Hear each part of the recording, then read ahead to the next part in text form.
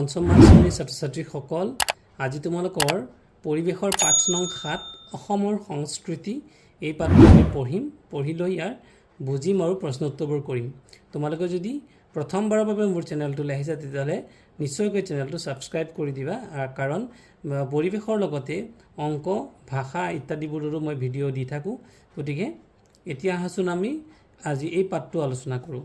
মানুহে ভিন ভিন অঞ্চলত সমাজ পাতি বাস কৰে। তোমালোকে দেখিছা কিছুমান ঠাইত হয়তো কেইবাঘৰো এটা নিৰ্দিষ্ট জনজাতি বাস কৰে। কোনোবা হয়তো কাৰ্বি, কোনোবা ঠাইতো কাৰ্বি বাস কৰিছে, কোনোবা ঠাইতো কোনোবা মুছলমান মানুহ বাস কৰিছে, কোনোবা হয়তো কোনোবা অসমীয়া সমাজ এখন বাস কৰিছে। বিভিন্ন অঞ্চলত বিভিন্ন মানুহ বাস কৰে।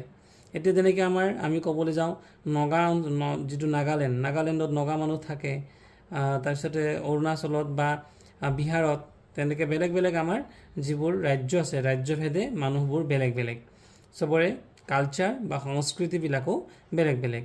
মানুহে বসতি কৰা সকলোবোৰ অঞ্চলৰে একোটা সুকীয়া পৰিৱেশ আছে। একোখন দেশত নানা জাতি ধৰ্মৰ লোক থকাৰ লগতে সমাজ বিশেষে সকলোৱে কিছুমান উমৈহতীয়া নীতি নিয়ম আৰু আইন মানি চলে। যেতিয়া আমি এটা সমাজত থাকোঁ, কিছুমান উমৈহতীয়া সকলোৱে একেটা নিয়মকে আমি মানিবলগীয়া হয়।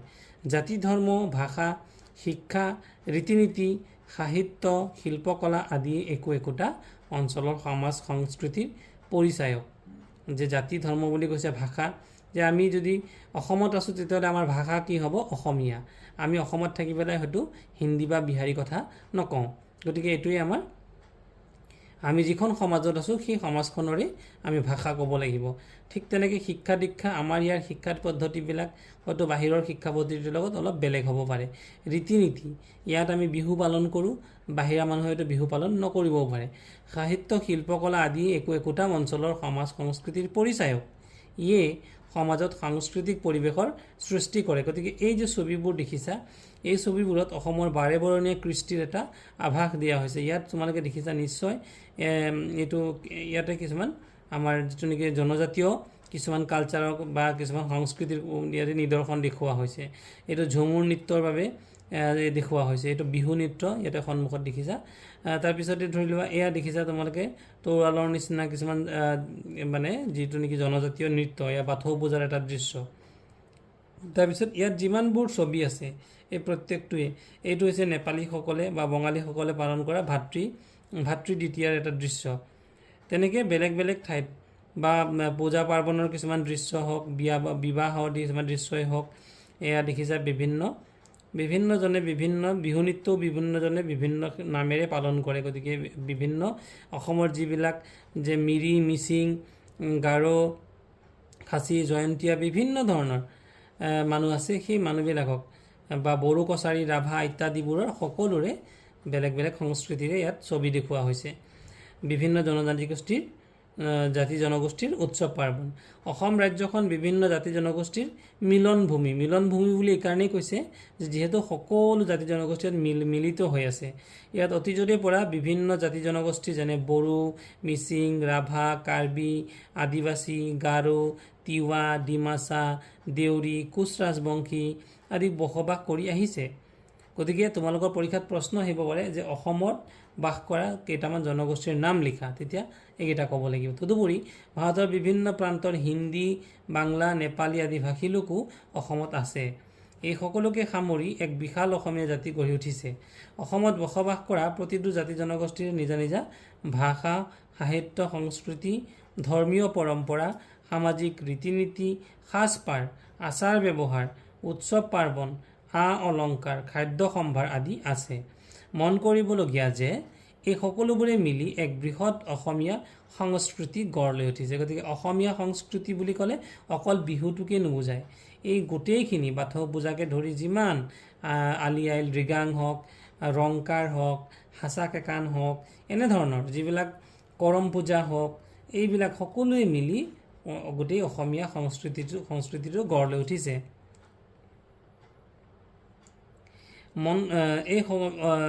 এনেদৰে সকলোৱে মিলি মিলনৰ সেতু বান্ধিছে। সেয়েহে অসমৰ সংস্কৃতিক বাৰে ৰহণীয়া আৰু বৈচিত্ৰ্যপূৰ্ণ সংস্কৃতি বুলি কোৱা। তোমালোকৰ অঞ্চলত কোন কোন জাতি বা জনজাতিৰ লোক আছে তোমালোকে ছাৰ বাইদেউৰ লগত আলোচনা কৰিবা। অসমত বিভিন্ন ভাষা কোৱা মানুহ আছে। ইতিমধ্যে উল্লেখ কৰি অহা প্ৰত্যেকটো জনজাতিৰে নিজৰ নিজৰ ভাষা আছে। এই জনজাতীয় ভাষাবোৰৰ ভিতৰত বড়ো, কাৰ্বি, মিচিং, ৰাভা, তিৱা, গাৰো, দেউৰী, ডিমাচা, মাৰ আদি প্ৰধান। জনজাতীয়সকলৰ ভিতৰত অসমীয়া, বাংলা, হিন্দী, নেপালী আদি ভাষা কোৱা লোকে অধিক। সংস্কৃতি শব্দটোৰ অৰ্থ ব্যাপক আৰু বিশাল। যিটো আমি যি সংস্কৃতি বুলি কৈ আছোঁ, ইয়াৰ অৰ্থটো কিন্তু বহুত এটা ডাঙৰ অৰ্থ।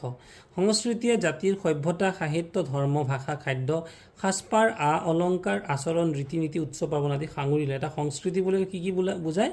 যে সভ্যতা, সাহিত্য, ধৰ্ম, ভাষা, খাদ্য, সাজপাৰ, অলংকাৰ মানে কেনেকুৱা পিন্ধিছে, কি ড্ৰেছ পিন্ধিছে, আচৰণ কেনেকুৱা আচৰণ কৰে, ৰীতি নীতি কি বা নীতি নিয়ম আছে, উৎসৱ পাৰ্বণ কেনেকুৱা ধৰণৰ উৎসৱ পাৰ্বণ পালন কৰে, এই সকলোবোৰ মিলি পেলাই সংস্কৃতি হয়।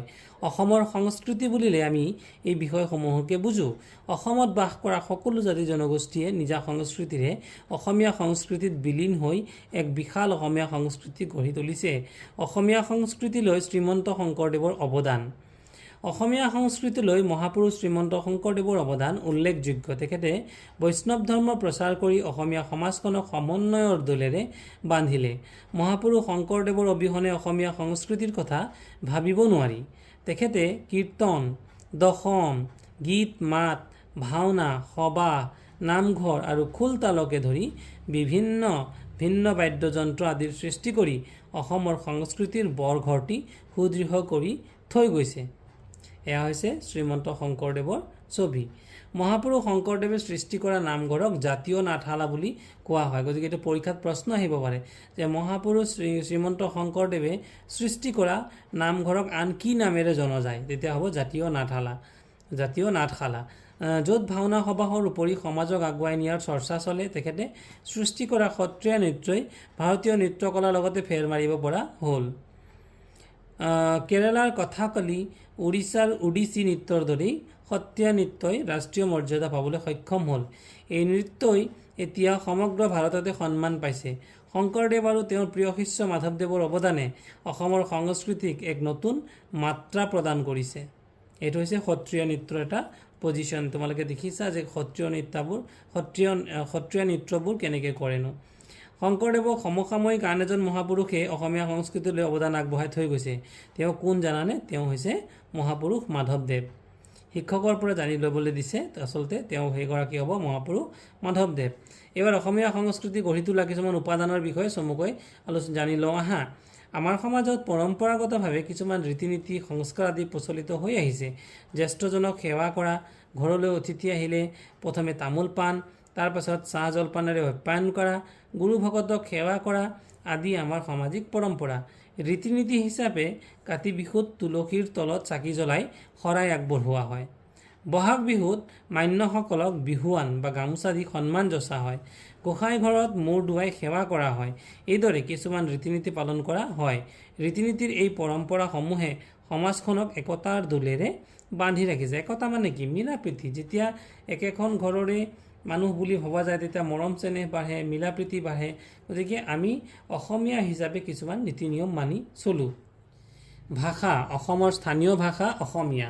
ভাষাই সংস্কৃতিৰ ভেটি টনকিয়াল কৰে আৰু সকলোকে একগোট কৰি এখন বহল সমাজ গঢ়ি তোলাত সহায় কৰে। ভাষাটোৰ দুটা ৰূপ। কি? এটা কথিত আৰু আন এটা লিখিত। অসমীয়া ভাষাই লিখিত ৰূপ পোৱাৰ আগতে মানুহৰ মুখে মুখে নানা গীত পদ যেনে বিহুনাম, আইনাম, বিয়ানাম, নিচুকনি গীত আদি কথিত ৰূপত প্ৰচলিত হৈ আছিল।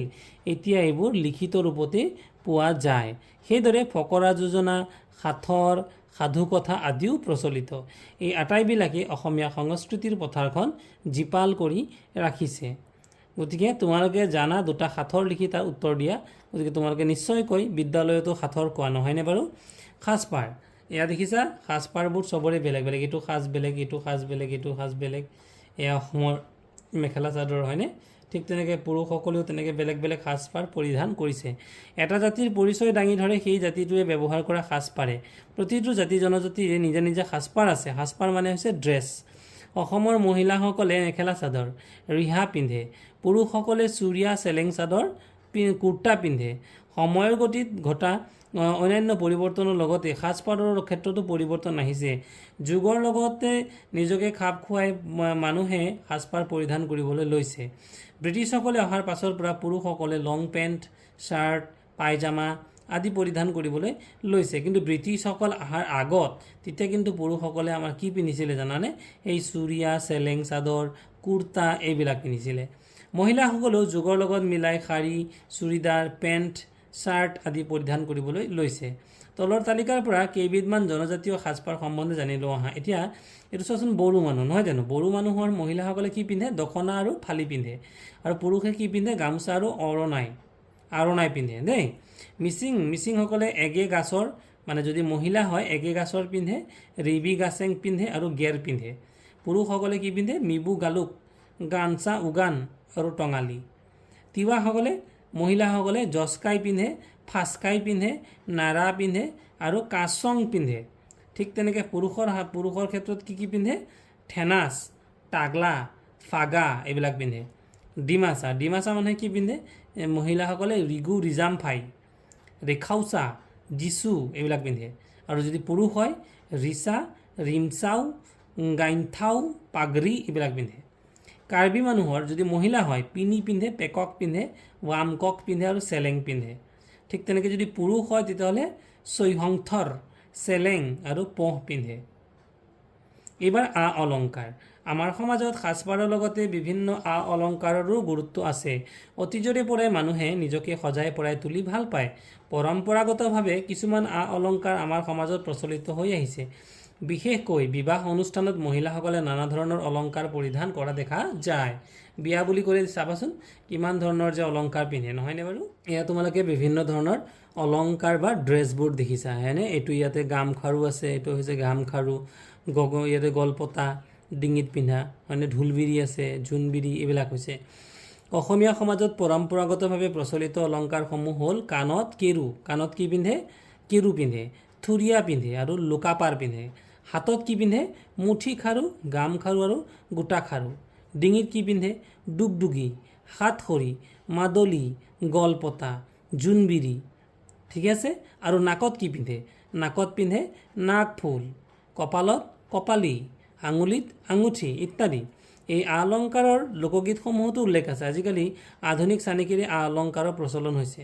ঠিকে আছে? গতিকে ইয়াৰ পিছত চাওঁ আহা উৎসৱ পাৰ্বণ। গতিকে আমাৰ বিহু নহয় জানো?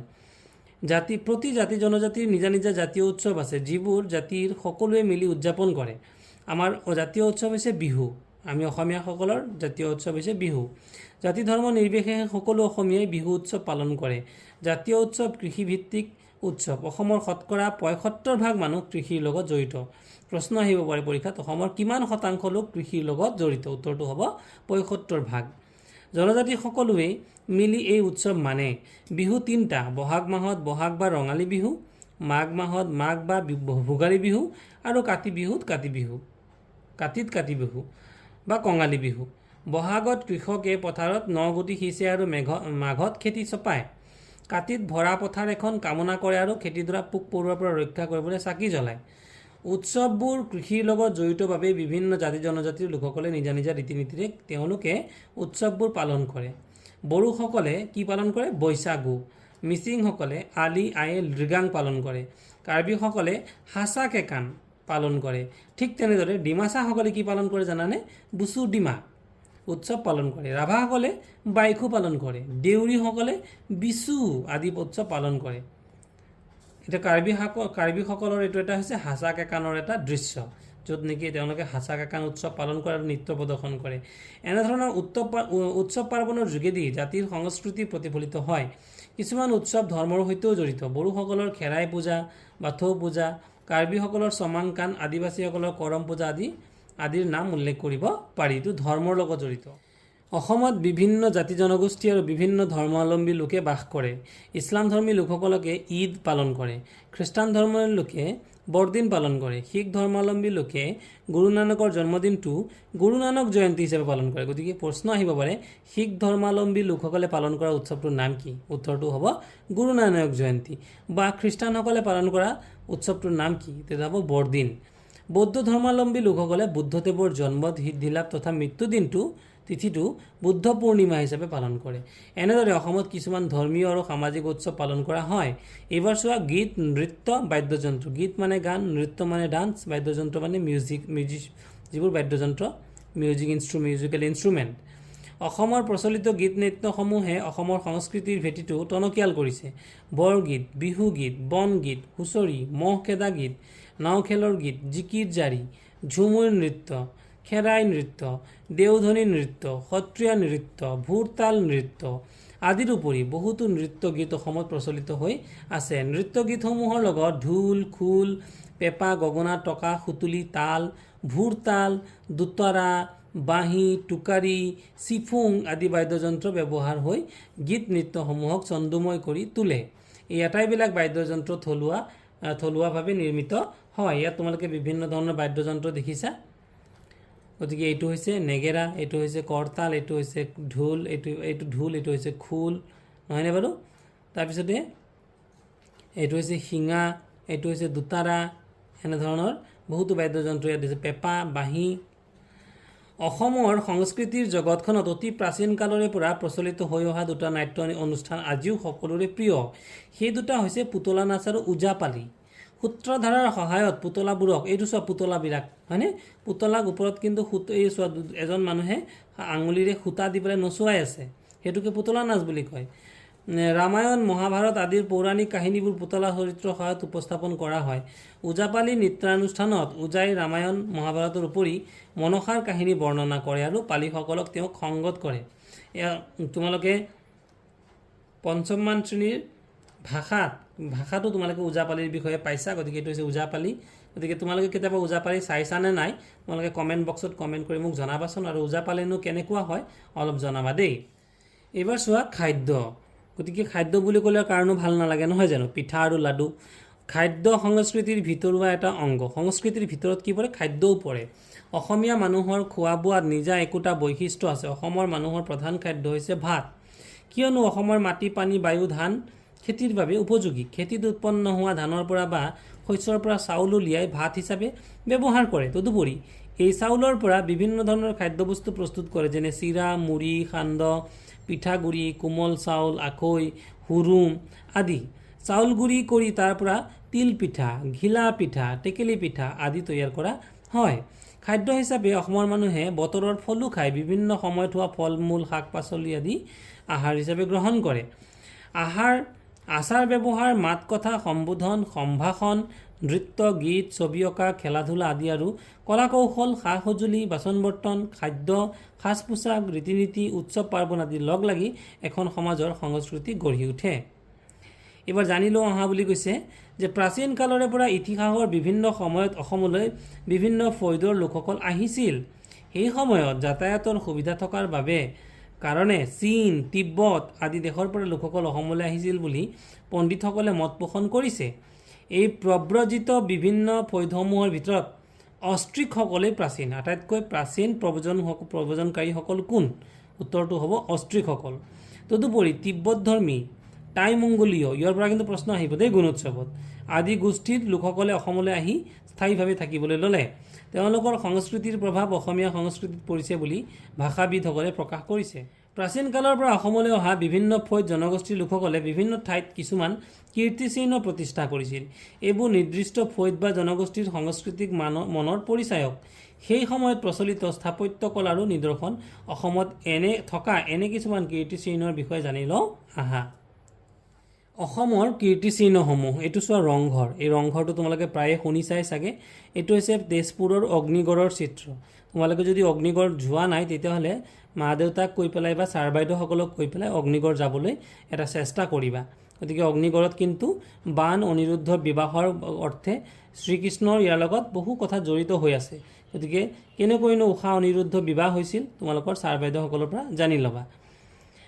এইবাৰ গোৱালপাৰাৰ সূৰ্য পাহাৰ, এইটো হৈছে সূৰ্য পাহাৰ, দেখিছানে? এই যে পাহাৰটো সূৰ্য পাহাৰ। তেজপুৰৰ অগ্নিগড়, ডিমা হাছাও জিলাৰ মাইবং আৰু কাছাৰৰ খাছপুৰত কাছাৰীসকলৰ প্ৰাচীন কীৰ্তিচিহ্নসমূহ আছে। শিৱসাগৰ জিলাত ৰংঘৰ, গতিকে ৰংঘৰৰ চিত্ৰ ইতিমধ্যে আমি দেখিছোঁ। কাৰেংঘৰ আৰু চৰাইদেউত আহোম দিনৰ মৈদামসমূহ আছে। কামৰূপ জিলাত মদন কামদেৱ, চণ্ডিকা মন্দিৰ কামৰূপ জিলাত কি আছে মদন কামদেৱ আছে, চন্দিকা মন্দিৰ আছে, মেৰঘৰ আদি আছে। এইবোৰ আমাৰ দেশৰ ঐতিহ্যৰ প্ৰতীক। এইটো হৈছে মদন কামদেৱৰ, এইটো হৈছে মদন কামদেৱ, এই জেগাডোখৰক বা এই যে তোমালোকে চিত্ৰত দেখিছা এইটোৱে হৈছে মদন কামদেৱ। মাইবঙৰ শিলৰ মন্দিৰ, এইটো শিলৰ মন্দিৰ আছে।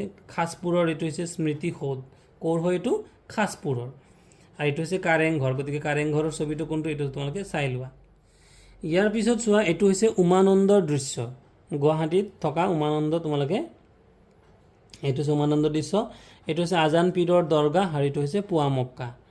অসমৰ ঠায়ে ঠায়ে বিভিন্ন দৌল, দেৱালয়, সত্ৰ, মঠ মন্দিৰ, মছজিদ আদি আছে। এইবোৰ হ'ল কামৰূপৰ নৱগ্ৰহ, কামাখ্যা, উমানন্দ, পুৱামক্কা, হয়গ্ৰীৱ মাধৱ মন্দিৰ আদি। গতিকে কামৰূপতে কি আছে? নৱগ্ৰহ আছে, কামাখ্যা মন্দিৰ আছে, উমানন্দ মন্দিৰ আছে। কেইটা হ'ল? 3টা। পুৱামক্কা 4টা, হয়গ্ৰীৱ মাধৱ মন্দিৰ 5টা। গতিকে এইকাৰণে 5টা থকা কাৰণেই পঞ্চতীৰ্থ বুলি কোৱা হয় দেই। শিৱসাগৰ জিলাৰ শিৱদৌল, জয়দৌল, মাজুলীৰ আউনীআটী, দক্ষিণপাট আৰু কমলাবাৰী সত্ৰ, ধুবুৰীৰ টেগ বাহাদুৰ গুৰুদ্বাৰ, পাণবাৰীৰ মিৰ্জুমলাৰ মছজিদ, দিখৌমুখৰ আজান পীৰৰ দৰগাহ আৰু কাছাৰৰ ভুৱন পাহাৰৰ মন্দিৰ আদি উল্লেখ কৰিব পাৰি। এইবোৰো অসমৰ ঐতিহ্যৰ প্ৰতীক। গতিকে তোমালোকে চোৱাচোন, ছবিত দিছে এইটো টেগ বাহাদুৰৰ গুৰুদ্বাৰ, হয়নে? তাৰপিছত এইটো হৈছে শিৱদৌল, এইটো শিৱদৌলৰ চিত্ৰ। তাৰপিছতে এইটো হৈছিল হয়গ্ৰীৱ মাধৱ মন্দিৰ, এইটো হৈছে মিৰ্জুমলাৰ মছজিদ, এইটো হৈছে ভুৱন পাহাৰ মন্দিৰ, এইটো ভুৱন পাহাৰ। লগতে এইটো হৈছে কামাখ্যা মন্দিৰৰ ছবি, এইটো হৈছে আউনীআটী সত্ৰ আৰু এইটো হৈছে কমলাবাৰী সত্ৰ, হয়নে বাৰু? এইবাৰ আমাৰ ৰাজ্যৰ পুৰণি কীৰ্তিচিহ্নসমূহ, মঠ মন্দিৰ, দৰগাহ আদিয়ে অসমৰ অতীতৰ ঐতিহ্যৰ স্বাক্ষৰ বহন কৰিছে। এইসমূহৰ বিষয়ে আমি সকলোৱে জনা উচিত। সেয়েহে এইবোৰৰ সদ্য ব্যৱহাৰ আৰু সংৰক্ষণৰ দায়িত্ব আমাৰ সকলোৰে। তোমালোকে এতিয়াৰে পৰাই এই বিষয়ে সজাগ হ'বা আৰু সম্ভৱ হ'লে এই পুৰণি কীৰ্তিচিহ্নবোৰ চাবলৈ যাবা। গতিকে মৰমৰ ছাত্ৰ ছাত্ৰীসকল, পাঠটো আমি আলোচনা কৰিলোঁ। ইয়াৰ পিছত আমি মনত ৰাখিবলগীয়া তথা আলোচনা কৰিবলগীয়া প্ৰশ্নোত্তৰসমূহ এতিয়া আমি সমাধান কৰিম। মৰমৰ ছাত্ৰ ছাত্ৰীসকল, আমি এইবাৰ পাঠটোত থকা প্ৰশ্নোত্তৰসমূহ আলোচনা কৰিম। অনুশীলনীৰ যিখিনি উত্তৰ দিছিলে, ইয়াতে প্ৰথমটো প্ৰশ্নত উত্তৰ লিখিবলৈ দিছে যে মহাপুৰুষ শংকৰদেৱে অসমীয়া সংস্কৃতিলৈ আগবঢ়োৱা 2টা অৱদানৰ নাম লিখিবলৈ দিছে। গতিকে উত্তৰটো হ'ব, প্ৰথমটো 1 নম্বৰটো হ'ব সত্ৰীয়া নৃত্য আৰু ভাওনা সবাহৰ সৃষ্টি।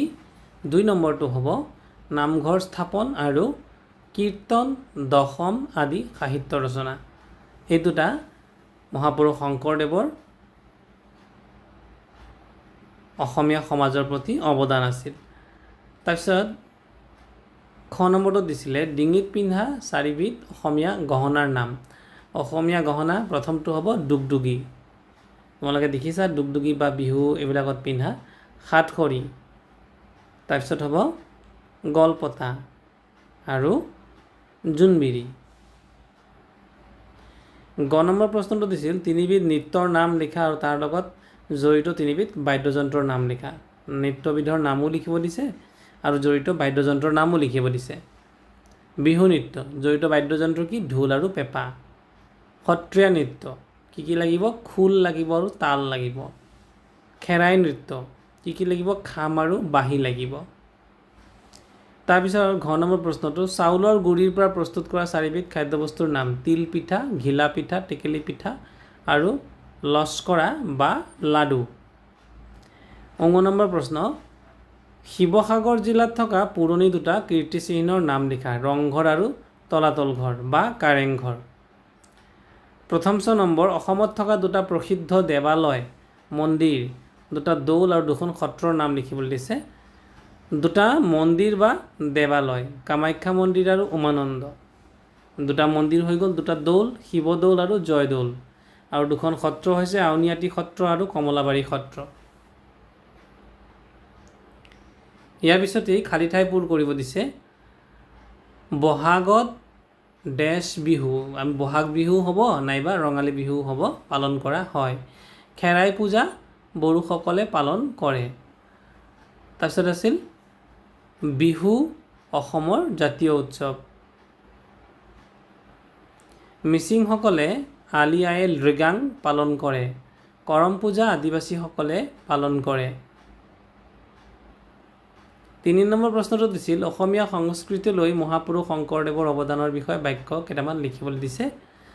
1 নম্বৰত লিখিছোঁ মহাপুৰুষ শংকৰদেৱে বৈষ্ণৱ ধৰ্ম প্ৰচাৰ কৰি অসমীয়া সমাজখনক সমন্বয়ৰ দোলেৰে বান্ধিছিল। সমন্বয় মানে হৈছে একতাৰ কথাই কৈছে যে মিলাপ্ৰীতিৰ দোলেৰে বান্ধিছিল। 2 নম্বৰটো হ'ল তেওঁ নামঘৰ প্ৰতিষ্ঠা কৰি সমাজক একত্ৰিত কৰিছিল। তাৰপিছত 3 নম্বৰটোত তেওঁ সত্ৰীয়া নৃত্যৰ সৃষ্টি কৰিছিল যিয়ে জাতীয় আৰু শাস্ত্ৰীয় মৰ্যাদা পাইছে। তাৰপিছত 4 নম্বৰত অংকীয়া নাট আৰু ভাওনা সভা সৃষ্টি কৰি অসমীয়া নাট্যশিল্পক সমৃদ্ধ কৰিছিল।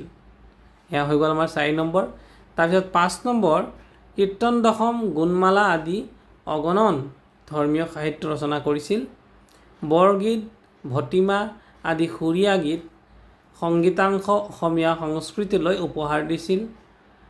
7 নম্বৰতে খোল তাল আদি বিদেশী বাদ্যযন্ত্ৰৰ ব্যাপক ব্যৱহাৰ আৰু উন্নতি সাধন কৰিছিল।